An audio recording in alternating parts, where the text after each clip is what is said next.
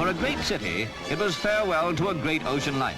Atlantic travelers said there had never been a ship to equal the Queen Mary. You think there'll ever be another ship like this built? Never. I am certain of. Dear sir, the Queen Mary is not a dead ship in any such way. The fog is just so indicative of Queen Mary's roots. Clydebank, United Kingdom. Oh, a feeling of nostalgia. A great feeling of nostalgia. To walk down the gangway for the last time. I shall be very sad when we leave it altogether. Because after all, it's been our home for 13 years. Well, yeah, sorry about all the shaking in the very opening, by the way. I was using a really old selfie stick.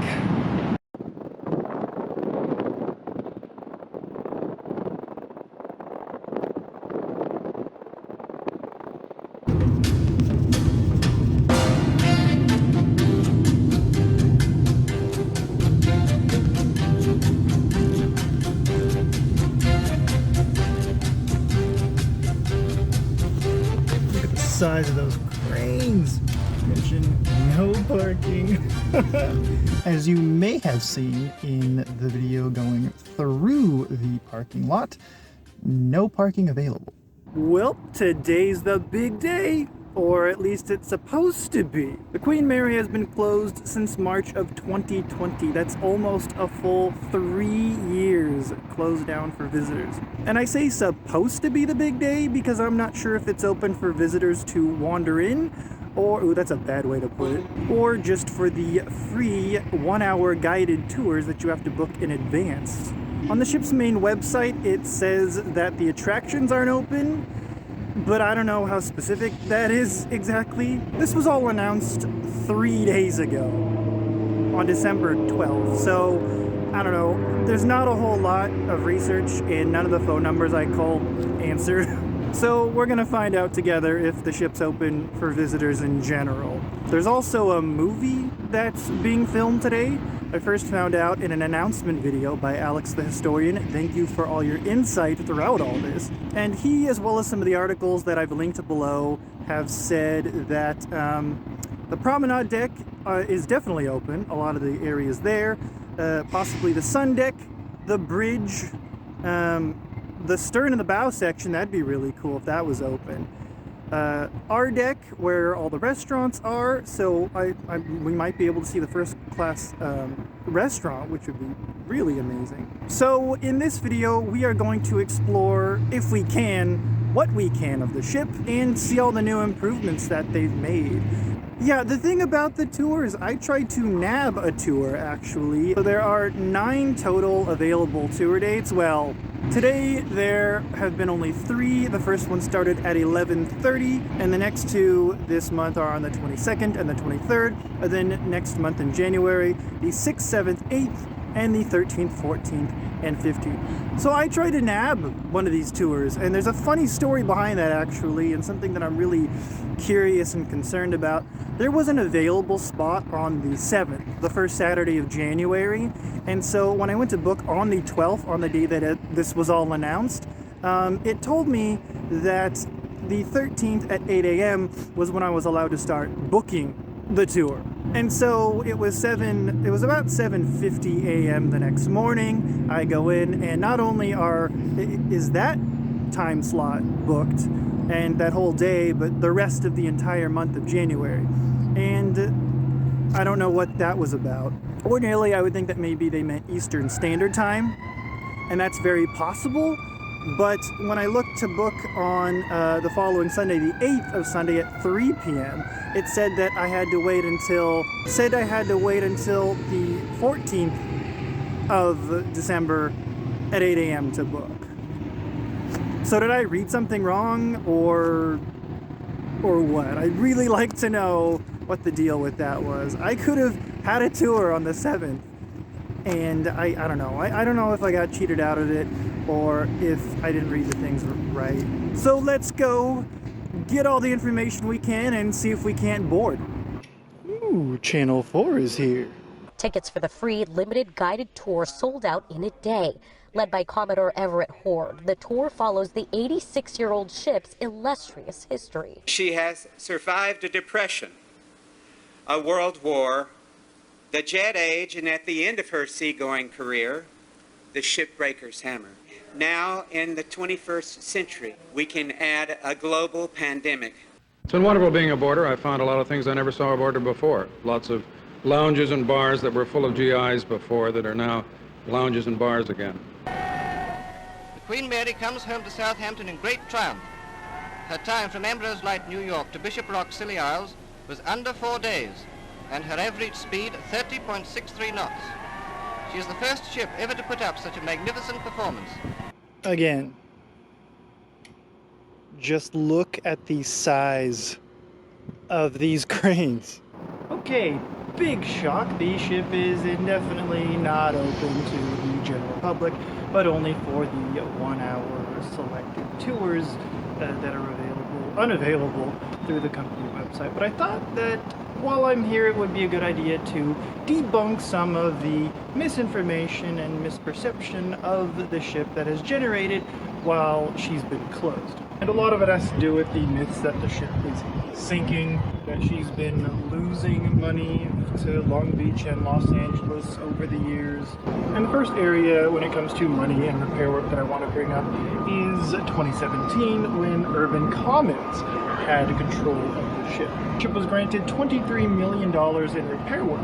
And I can attest, because I was here in 2018 while they were putting in some teak decking in the forward observation deck, that's what I call it, the forward section where the mast is on main deck. There were major fixes spent in hull repair, a much, and I mean much needed, paint job all around the ship, which has a lot of controversy because supposedly it wasn't done right, it wasn't made with the correct paint or repaired properly. So, you know, there's an issue all in itself right there, as well as a few technical updates. And so some of the taxpayers, and especially news outlets, didn't like that. And there's another misconception that all the money that's being allotted of the ship is coming from taxpayers. But as a matter of fact, that's not the case for the most part, actually, because in 2019, like, do you know how much the ship made for LA and for Long Beach? So a lot of media outlets, especially Channel 11, there was one particular news story that really painted the ship, so to speak, in a very bad light. And something that you hear a lot in media is how, again, the ship is sinking, or how the ship might be sinking, how much money she's taking away from the people and from the city. And they tend not to talk about the moneymaker that the ship actually is. All they say is, oh, $3.3 million in tax revenue was made, and that's all they say. But get this, $205.3 million in economic output was given to LA County, and $93.7 million in economic output was brought to the city of Long Beach by itself, on top of the $3.3 million tax revenue. So once the city itself actually got hold of the ship, they were able to take care of some things that, when brought into the hands of corporations. But in this case, once the ship was put into the hands of Long Beach, they were able to take care of some of the big problems due to mismanagement. Yeah, not just because the ship is old and old equals decrepit, no, but because of mishandling of maintenance throughout the years. So all of these improvements and all of these restoration endeavors and all the money brought out isn't because the ship is really old, and so therefore the ship is breaking apart entirely, right? For the most part, it's because she wasn't maintained properly over the years. And there's some controversy that a lot of the companies that own the ship just pocketed the money and didn't actually give back to the ship the way they should have. But I'm willing to believe that, at least to some capacity, you know. And so $5 million was given for the ship's improvement. To some people that sounds like a lot of money, but when you think of the cost of maintaining any infrastructure, that's actually not that bad, especially for a major attraction for the city of Long Beach and the world over. And guess what this $5 million alone would help take care of? It would repair some of the structural damage aboard.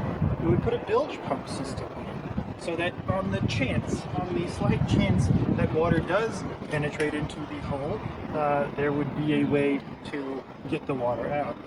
And some of the bulkheads were also restored. When the ship came to Long Beach, they actually opened up a lot of these bulkheads to allow passage in and out, but they made a way so that just like when the ship actually sailed, if a compartment started filling with water, they could close it off and not worry about it. A lot of the money was spent on removing the lifeboats, most of the lifeboats. And another controversial issue, destroying all but 3 of the lifeboats as well. They went on a donating campaign. So they put together a donating campaign so that any organization, and maybe individuals as well, I'm not sure, could take the lifeboats and put them in a museum or whatever their organization would utilize them. And it takes a while for, even if someone confirms, to take out something like that. So they were hasty and they wound up destroying a lot of them, most of them, pretty much all of them. And that's the sad story of that.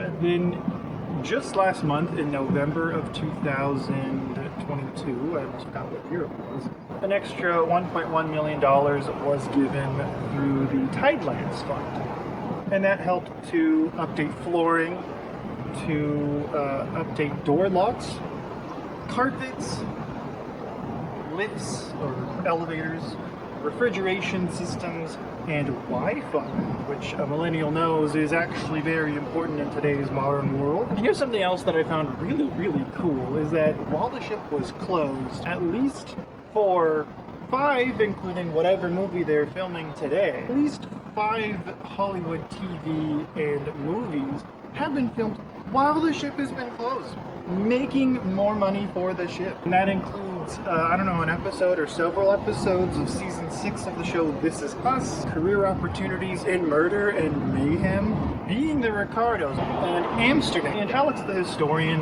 made a really, really good point about the state of the ship being closed, right? So the city of Long Beach went to the drawing board and decided what we should do with the ship while the ship was closed. Do we sink her? Do we scrap her? Do we open her? And what's the plan if we do reopen her and fix these things and try to restore her in some capacity? $250 million plan, which would keep her nice and stable for at least 25 years. And that doesn't mean that after those 25 years, oh no, she might sink now. It just means that, 25 years, who knows what technology will be like, or what paint jobs she might need, or fixes that might be important. And $500 million for the next 100 years. $500 million for the next 100 years sounds like a pretty good deal to me.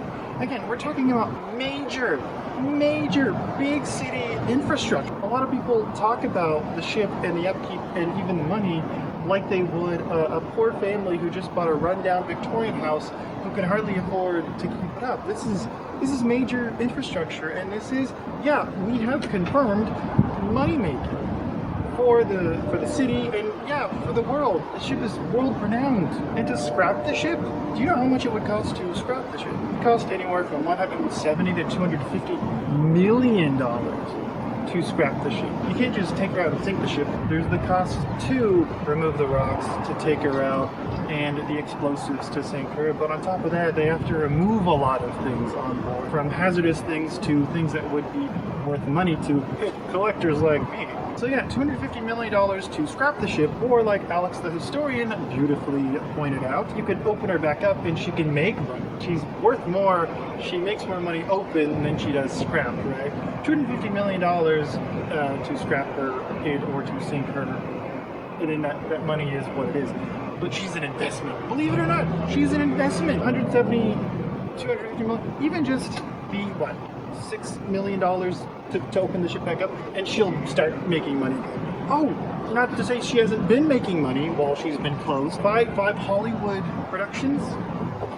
I don't know how much the ship's made from those, but she also, even while closed, she gets money from the Catalina Flyer. They make money from Carnival Cruise Lines, from the Long Beach Cruise Terminal behind me. So for all the naysayers who think that the ship is losing money for the city and is just rusting away and decrepit and ready to sink at any moment, when is old going to not just mean like bad, falling apart, you know?